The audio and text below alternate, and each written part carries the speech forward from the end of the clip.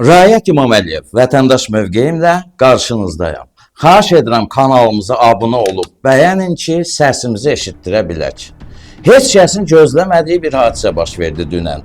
Naxçıvan hava limanı İran dronlarının hücumuna məruz qaldı.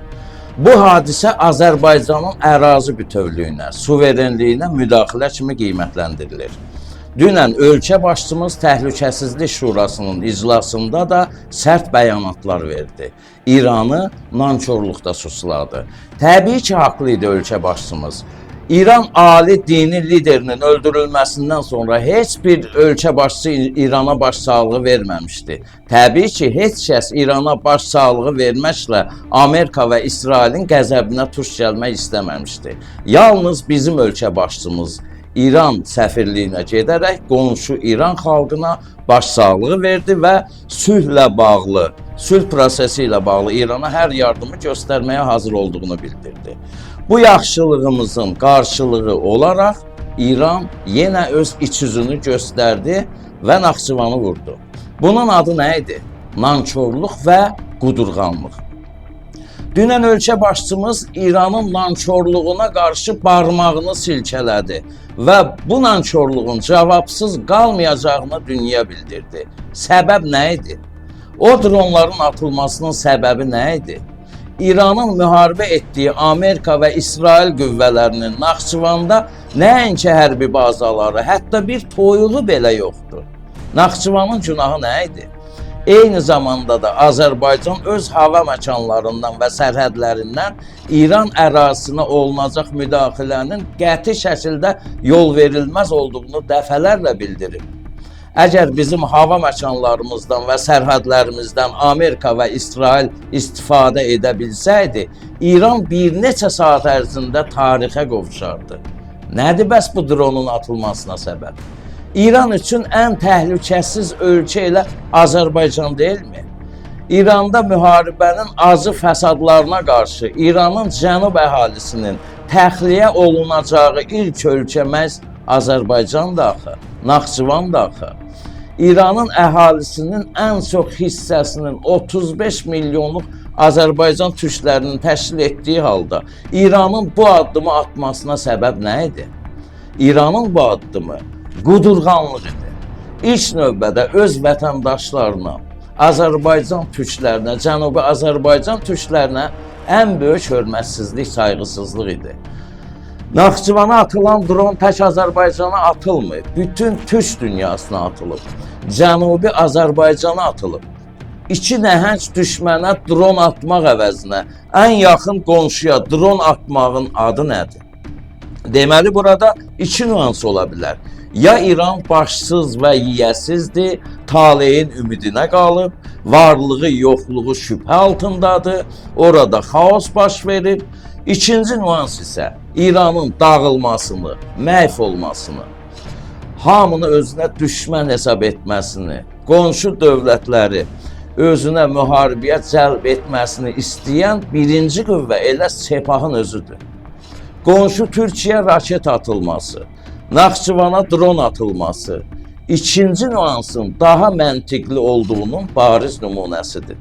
Loru dildə desək, İran və onu dünyanın gözündə düşmən etdirən Sepah da özlərində deyil, başlarını itiriblər.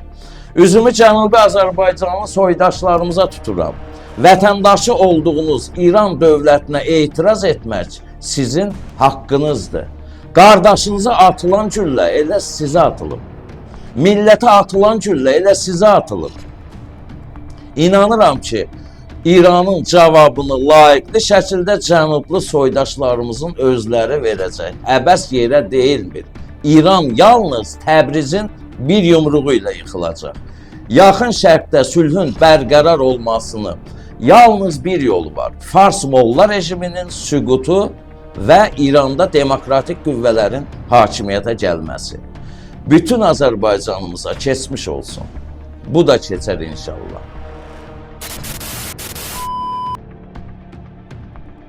Budur ki, bir həftədir Amerika və İsrail qüvvələri İranı hədəf alıb. Gərgin mübarizə gedir. Müharibə nədir? Müharibə dövlətlər, xalqlar, sosial və ya etnik qruplar arasında qarşı durmaları həll etmək məqsədi ilə baş verən mütəşəkkil silahlı mübarizədir. Nəticəsi insan ölümü, əsir düşmə, maddi dağıntılar və humanitar fəlakətlərdir. Müharibədə qalib yalnız tarixə düşən rəhbər siyasətçilər, məğlub isə sadə xalq olur. Bəli, müharibədə uduzan həmişə xalq olur. Ən çox ölən günahsızlar, körpə uşaqlar, qadınlar, qocalar olur. Müharibə böhran yaşadır. Müharibə xalqın vəziyyətini daha da ağırlaşdırır. Səfalət hökm sürür ölkədə. Bəs yaxşı, bu müharibənin səbəbi nədir? Sadəcə güc nümayişidir. Qol gücünün göstərilməsidir. Amerikada, İsraildə, İranda, Rusiyada, Çində dünyanın süper gücü olan dövlətləridir. Regionlara nəzarət uğrunda savaşaraq məhz bu dövlətlər bir-biri ilə qapışır. Bu qapışmalarda səbəb xalq, millət Sakarya anlayışı deyil, siyasi üstünlük qazanmaqdır.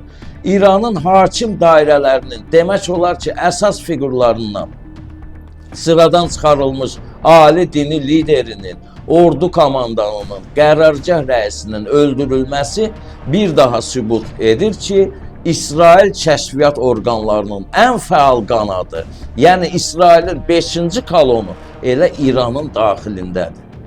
Bəzi siyasətçilər deyir ki, Amerika, İsrail İrana qalib gəlsə, bizim Cənubi Azərbaycanın xeyrinədir. Cənubi Azərbaycan müstəqil olacaq falan filan, xeyr. Bir imperialist dövlətin mənim yurduma, torpağıma, cənublu soydaşlarıma qazandırdığı müstəqillik lazım deyil. Mən Cənubi Azərbaycanın İranın daxilində sivil mübarizə apararaq müstəqil olacağı günü çox arzulayıram. Açığını desəm, bu müharibədə kimin kimə qalib gəlməsi mənə maraqlı deyil. Məni narahat edən elə İsraildə də, İranda da, Rusiyada da, Ukraynada da günahsız əhalinin, körpələrin, qadınların, qocaların, uşaqların öldürülməsidir. Allah İranda yaşayan cənublu soydaşlarımızı qorusun. Allah bizləri qorusun. Müharibə olmasın. Övladlar atasız qalmasın. Analar gözü yaşlı qalmasın.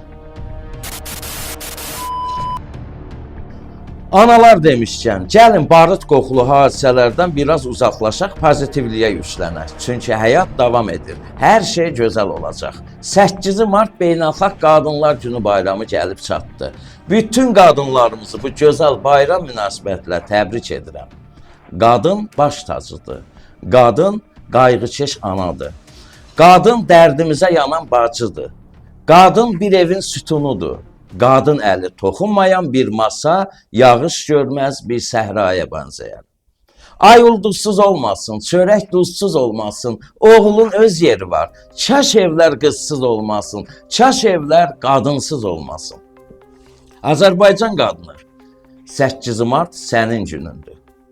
Sən müqəddəssən Azərbaycan qadını, sən məni dünya gətirən anasan. Sən xəstə yatağımda can qardaş deyib fəryad çəkən bacısan.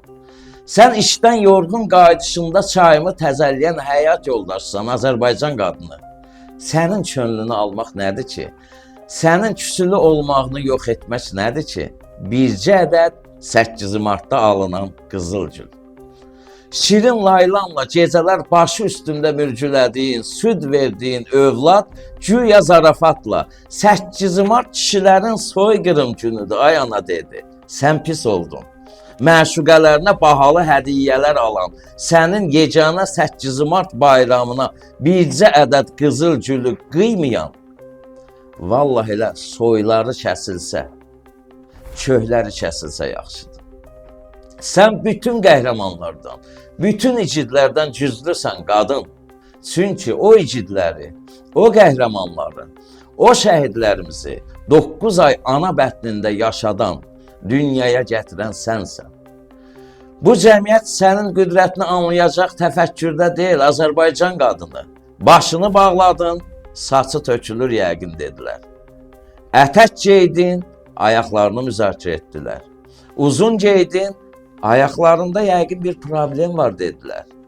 Basırığa düşdün, ehtiraslı əllər sənə toxundu. Qız uşaqları oxumasın deyənlər doğum evlərində qadın doktor tələb etdilər. Gecələr başım üstündə oyaq qaldın, yemək verdin, paltar ütülədin, süd verdin. Gecələri oyanıb üstümüzü örtdün. Məktəb iclaslarına da sən getdin. Yeri gəldi, bizlə birlikdə şeir əzbərlədin. Müəllim oldun, yoldaş oldun. Ana övladını axı təmənnasız sevər, qarşılıq gözləmədən sevər. Təmənnasız sevər, bəli. Ancaq belə dar təfəkkürlü cəmiyyətimizdə hələ də bu qədər sevilirsənsə, sən çox böyük qadınsan, Azərbaycan qadını. Sən çox müqəddəssən. Əziz xanımlar, özümdən böyüklərin əllərindən, kiçiklərin alnından öpürəm. Siz bu bayrama çox layiqsiniz, özü də lap çox layiqsiniz. 8 Mart Beynəlxalq Qadınlar Gününüz mübarək olsun.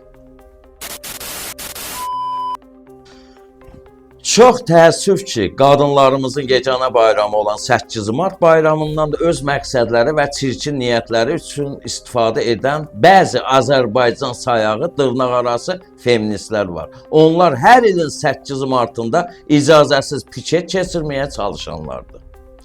Daxili sabitliyi pozmaq istəyən qüvvələrdir. Ötən gün sosial şəbəkələrin birində bir feminist xanımın digərinə ünvanladığı bir sualla rastlaşdım.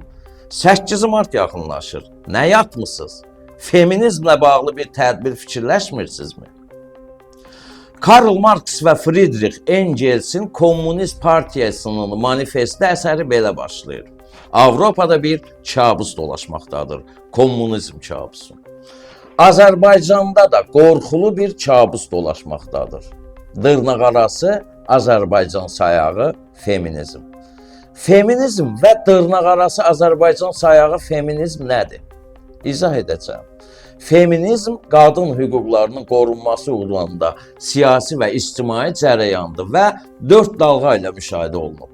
Birinci dalğa səs vermə hüquqları uğrunda mübarizə. İkinci dalğa ailədə və işdə bərabərsizliyin aradan qaldırılması. Üçüncü dalğa gender və seksuallıq problemləri. Dördüncü dalğa indiyədək davam edən seksizm və internet fəallığına qarşı mübarizə. Dünya feminizmi başqadır, Azərbaycan sayağı feminizm başqa. Dünya ölkələrində feminist təşkilatlar həqiqətən təmənna güdmədən qadın hüquqlarının qorunması uğrunda mübarizə aparırlar. Azərbaycan sayağı feminizm isə başqa cürdür. Azərbaycan sayağı feminizmdə, dırnaqarası feminizmdə qadın hüquqlarının qorunması yox, qadına şiddət adı ilə kişilərə nifrət bəsləmək ruhu əsas şərtdir. Dırnaqarası Azərbaycan sayağı feminizmin ortaya çıxmasına əsas səbəb isə cahillikdir. Dediyim kimi, Azərbaycan sayağı feminizmin məramında qadının ictimai hüquqlarını qorumaq əvəzinə kişilərə olan kin və nifrət, küdurətin alovlanması durur. Cahillik ona görə dedim ki, bu feministlər hələ də bilmirlər ki, bu Azərbaycan sayağı feministlər hələ də qəbul etmirlər ki, qadın hüquqlarını qoruyan feminizm terminini dünya lüğətinə salan elə kişi olub. Fransız utopik sosializmin nümayəndələrindən Charles Fourier olub. Məncə elə Azərbaycan ən böyük feminist qoruyan, qadın hüquqları qoruyan ölkələrdən biridir. Dövlət vəzifələrini xanımlarımız çoxdur. Birinci vitse-prezidentimiz, Ali Məclis sədrimiz, ombudsman və s. qadınlar tərəfindən idarə olunur bu vəzifə. Millət vəkillərinin əksəriyyəti, məktəb direktorları, tibb müəssisələri direktorlarının əksəriyyətinə qadınlar başçılıq edir. Mədəniyyət, incəsənət xadimlərinin 60-70% qadınlardır. Mentalitetimizi götürək. Birinin atası, qardaşı söyülsə, davadan başqa bir şeylə qarşılaşmarıq. Amma anası, bacısı söyülsə, qanla bitər. Çünki qadın bizim üçün müqəddəsdir. Toxunulmazdı qadın. Metroda, avtobusda hamı ayağa durub xanımlara yol verir Azərbaycanda. Növbədə birinci xanımlar irəli buraxılır. Deməli, mentalitetimizdə də qadınların hüquqları üstün tutulur. Qadın dediyim kimi müqəddəs varlıqdır. Peyğəmbərimiz demişkən, cənnət anaların, qadınların ayaqları altındadır. Məhz son zamanlar fəallaşan dırnaqarası feministlər əslində feminizm yox, buna mən ekstremizm deyərdim. Bizdə feminist yoxdur, femkalar var. Femka yəni lezbiyan tipi ruhlu olub öz həmcinslərinə qarşı maraq oyananlardır. Belələri necə yaranır? Bəziləri dediyim kimi lezbiyan ruhlu olur, qadınlara maraqlı olur. Bəziləri isə gənc vaxtlarında özlərinə baxımlı olmur, baxmırlar, pinti olurlar. Oğlanlar bunlara fikir vermir, başqa qızlar kimi bunları sevən olmur və başlayırlar kişilərdən sanki bir qisas almağa, nifrət etməyə. Xarici təşkilatlar da bunları seçir, bunlara qıran dayırır və qarşılarına öhdəlik qoyur ki, sıralarınızı genişləndirməlisiniz. Bax, burada biraz diqqətli olaq. Xaricdən əsən yerlər gəlib bizə də toxunur.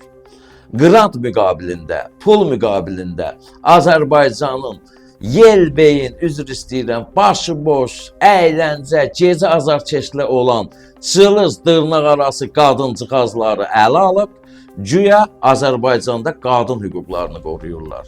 Kəramət Böyükçöl onların səs yazılarını paylaşmışdı. Bunlar faktdır. Məqsədləri nədir?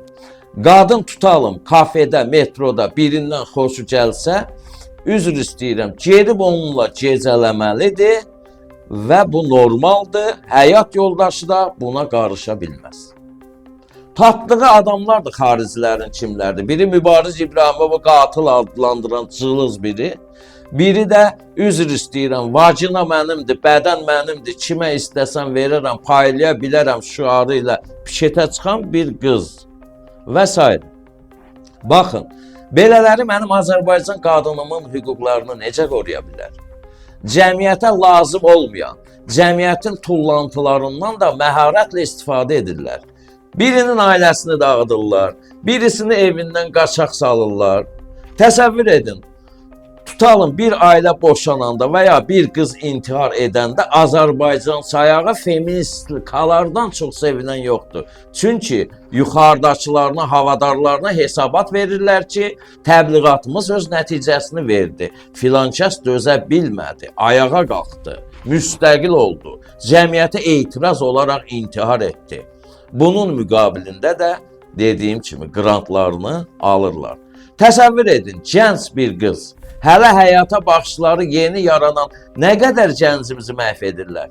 Görürsünüzmü intiharların sayı artır gənc qızlar arasında? Səbəb, cavan uşaqların başlarını doldururlar ki, valideyn sözünə baxmaq sizə yaramaz, siz müstəqilsiz, azad vətəndaşsınız, sərbəst vətəndaşlarsınız, müasir olmaq lazımdır.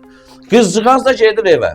Atası, anası deyir ki, qızım, sən məktəblisən axı, gecənin bu vaxtı evə niyə gəlirsən? Niyə dərslərini oxumursan? Bir oxu, bir sənət sahibi ol. Qızsa deyir ki, yox, mən Hollandiyalı Anista kimi azad həyat yaşamaq istəyirəm. Nə zaman istəsəm o zaman evə gələcəm. Yazıq valideyn neynəməlidir? Atası əsəbləşib qızını bir balaca itələyən kimi aləm dəyir bir-birinə. Feministkaların sevincinin həddi hüdudu olmur. Əllərinə material düşür, ictimailəşdirib xaricə göndərirlər ki, buna görə onlara nəsə verilsin. Kişi ilə qadının fizioloji quruluşları və mental mövqeləri həmişə fərqli olub. Bu, bütün dünyada belədir. Bunların təbirincə desək, kişi də qadın kimi dünya uşaq gətirməlidir. Üzr istəyirəm, kişi də doğmalıdır. Dillərinə də bir söz düşüb, qadına şiddət. Şiddət qadına da olur, kişiyə də olur, qocaya da olur, uşağa da olur. Bütün ölkələrdə var. Amma bunun təkcə qadınlara şamil edib kişi cinslərini kənara atmaq cinsi ayrı seçkilikdən başqa bir şey deyil axı. Əziz valideynlər, əziz atalar, əziz analar, balalarımızı qoruyaq. Qızlarımızı belə ünsürlərin əhatəsinə yaxınlaşmağa qoymayaq.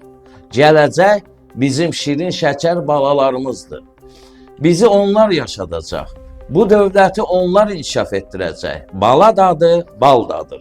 Bu dadı belə feministkaların əlindən zəhərə döndərməyəcək. Ötən həftə Azərbaycanın efir məkanlarında maraqlı hadisə yaşandı. Ötən həftənin səs-küylü hadisələrindən biri də dırnaqarası efir partlayışları oldu. Bu partlayışa səbəb olan barıtın fitilini özü də bilmədən Səidə Sultan yandırıb dedilər. Hamı deyir ki, Səidə Sultanın çıxışından sonra verilişlər bağlandı. Səidə Sultan bir çox bayağı müğənnilərin üzünə efirləri bağlatdıdır. Əlbəttə cahil düşüncədir.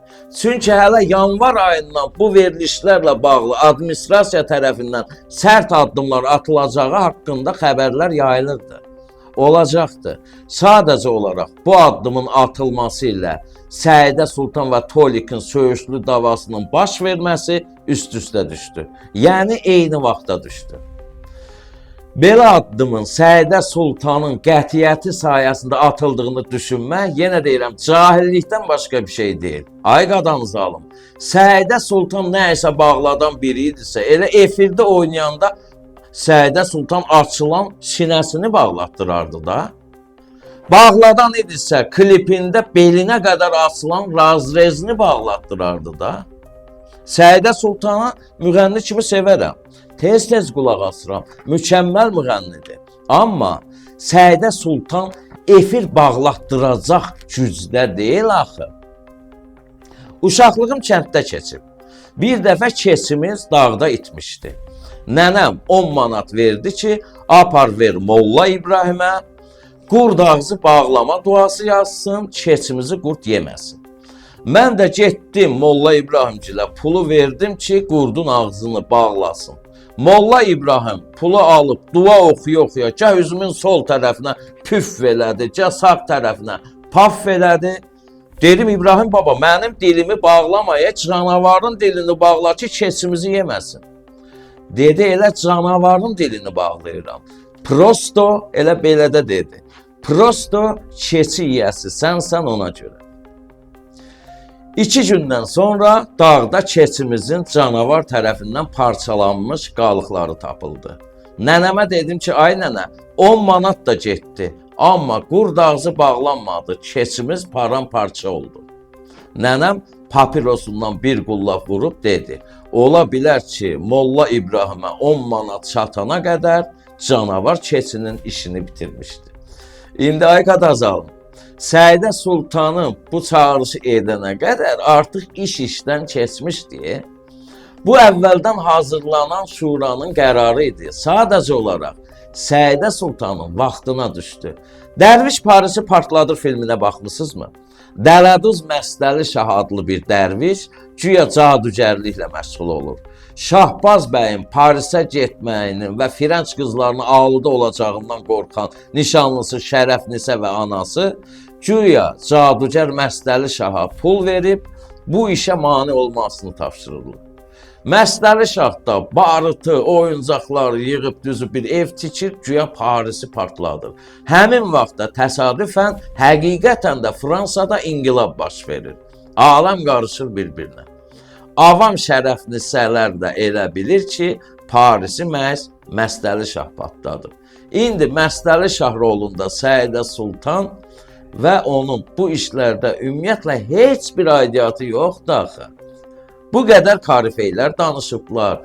Sadəcə olaraq bu partlama məsələsi Məstəli Şah kimi Səidə Sultanın bəxtinə və vaxtına düşdü. Ona görə də çox da zad eləməyin.